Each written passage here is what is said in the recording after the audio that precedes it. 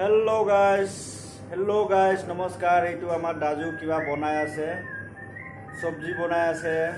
কি চব্জি বনাই আছে চাব যাওঁ ওচৰত।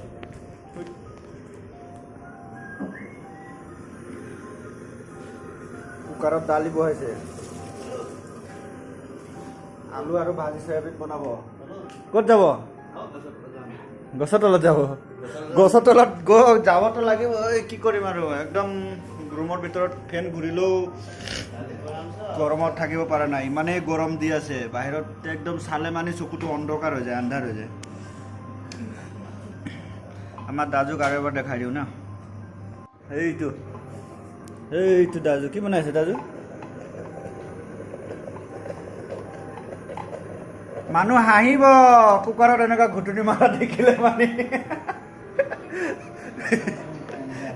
আমাৰ এই কুকাৰৰ ৰবৰটো বেয়া হ'বলা, গেছ ওলাই যায়। পানী বেছি নহয়, এইটো ঢাকনিটোৱে অলপ হেৰি, ৰবৰটো অলপ বেয়া হৈ আছে। সেইটো চাওক, বাহিৰত ইমানেই গৰম, ৰ'দ ফাটি দিছে। খাতৰা ডেঞ্জাৰ ৰ'দ দি আছে। দেখিলে নহয় গৰমৰ অৱস্থা, ডেঞ্জাৰ গৰম দি আছে। অকণমান কাম ষ্টপ কৰি থৈছোঁ, সেইকাৰণে ৰুমৰ ভিতৰতো বহি থাকিব নোৱাৰোঁ, গৰম। এইফালে গৈ গছৰ তলত গৈ বহি থাকিম আৰু গছৰ তলত অকণ ঠাণ্ডা হ'ব, সেইটো কাৰণে।